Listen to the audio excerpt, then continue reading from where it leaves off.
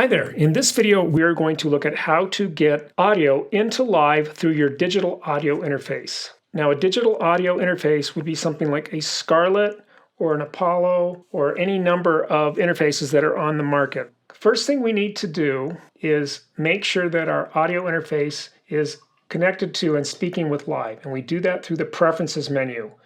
On a Macintosh, the Preferences menu can be found in the Live menu, Preferences, and if you are working on a PC, that will be in the Options menu. There's also a keyboard shortcut. On a Macintosh, that is Command, comma, and on a PC, that is Control, comma. So I'm going to hit Command, comma, and that will open Preferences. Now, the preference window is set up with different tabs on the left depending upon what you are going to be altering. And we are going to look at the Audio tab right now. So the Audio tab is going to help us set up our external audio interface with Live. And that's here under Audio Device. Now the driver type will be set depending upon what kind of computer you're running. And so we don't need to worry about that. I would just leave that as it is. What we're going to be looking at is the audio input and audio output device. These should be the same thing. Now, these both have pop-up menus, and in the pop-up menu you will select your input device from your audio interface. In this case, I'm running a Motu 624 interface, so I'm going to select that, and my audio output device is also my 624, so I'm going to select that. If you are running any other audio input device, such as a Scarlett, it will say the name of the Scarlett up here, and you will pick that. So basically, you just pick whatever your digital audio interface is. Once you have those selected, now you have to allow Live to communicate with the channels on that device. So the input ports would be the microphones, and that would be here under Input Configuration. So I'm going to select this. Now, if you are running something like a Scarlett, which is a pretty simple interface, it doesn't have too many options, it probably will have one or two microphone jacks. If it has two, it'll have one mono and two mono. If it only has one, it'll just have one here. But Live will probably only give you the option for one and two. It depends upon, again, your interface. And then if you wanted to record in stereo on the same track, you could select 1 and 2 stereo. These are the same thing. Stereo just means they're joined together. Now, I never record in stereo, so I leave this unchecked. If I was going to record in stereo, then I would check it. Now, my Motu audio interface has the ability to take in way more microphones. I can record up to 6 separate mics at once. So if I wanted to do that, I could check all of these. However, if I'm not going to do it, leaving them unchecked will reduce the load on my CPU. So I'm just going to check what I'm going to use, which is going to be mono 1 and 2, because I'm only going to record mono microphones. So I hit OK. Now I'm going to go to the output, and the output is where Live is going to send information to the digital audio interface. On a Scarlett, you're probably only going to see 1 and 2 in mono and 1 and 2 stereo. You won't see these other options here. Again, this is because my Motu has a little bit more flexibility. Generally, 1 and 2 stereo is what you're going to output to, and that's actually what I always output to. I never use these other ones.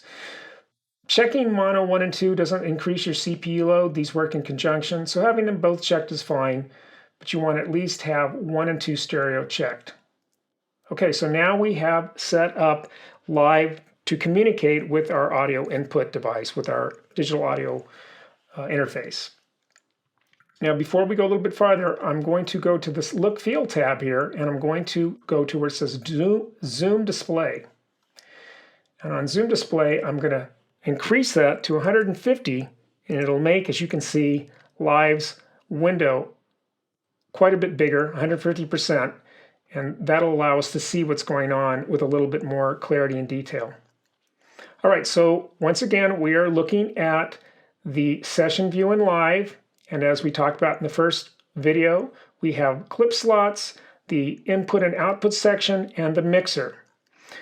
And we also have 2 MIDI tracks and 2 audio tracks.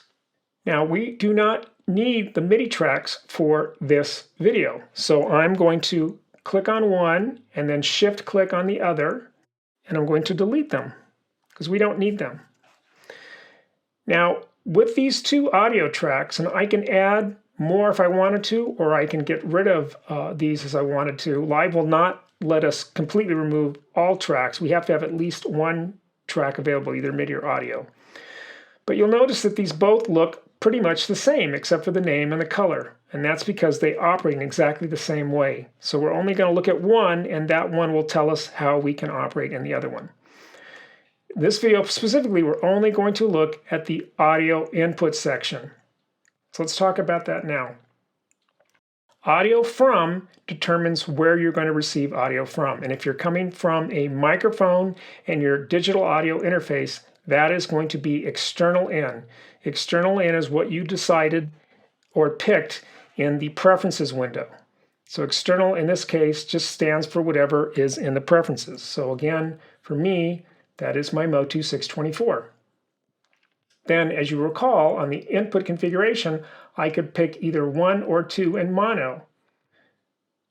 So if we look at the subcategory down here from external in, I have either inputs 1 and 2, and I can select whichever one I want independently. I have 2 mics running on both of my mic jacks on my audio interface, and I'm going to pick number 2. And you can see audio is coming in now because there's a little monitor that is registering the volume or level of the input of the signal. And input 1 is a little bit lower than input 2 because that mic is quite a bit farther away from me, whereas input 2 is sitting next to me here. It's a dynamic stage microphone, a Shure SM58. So now I have external audio coming in through audio jack 2, which is my Shure microphone. Now where am I going to send it? That's the audio 2 section. Where do we send that? Most of the time this is going to be master. The master fader, which is over here on the right hand side, is the main output, audio output for live, and it's going to send it back to your audio interface. And thus you'll be able to hear what you are either recording or playing back through your audio interface through a pair of speakers or a pair of headphones. So that's what the master will send to. As we get into more detail and more depth, we might pick something else, but most of the time we're going to select master. Now, how do we hear what's coming into live through our microphone? That's what the monitor section is for. And there are 3 choices. Off means that we will never hear or be able to monitor information coming in through live. So even if I come down here and I record enable this track, we can see the level of signal coming from my microphone while I talk, but it is grayed out, so it is not available to us. It is turned off permanently. The next selection is auto. Auto is the default selection in live, and what it does is it allows live to switch back and forth between previously recorded information or input signal. So to say this in a little bit more depth, if I have this record enabled, which I just did, I can now see what is coming through my microphone. However, if I had any audio on this track and I started to play it, we would hear that audio playing, but it will mute the input from the microphone. So as long as we're not playing something back and we have this record enabled, we can hear whatever we're inputting through the microphone. As soon as we play something, live will automatically shut down the input and allow us to hear what we're playing back. And then the final selection is in. And in always monitors the input, and it disables anything you play back. So if you have audio here and you decide to hit play, you won't hear it. You will only hear the input. And this will work, by the way, if I have record enable unselected. So this defaults to always monitoring input. Now, one last thing I want to show you. I'm going to put this back and record. So as the signal comes in here, it's also flowing through to the master. So if you have this set up with your audio interface, you will hear this coming back at you through your headphones. And most of the time when you're recording audio, you're going to want to wear headphones anyway because you're not going to want to get feedback. All right, so that is how you set up live to receive audio from your external audio interface. See you in the next video.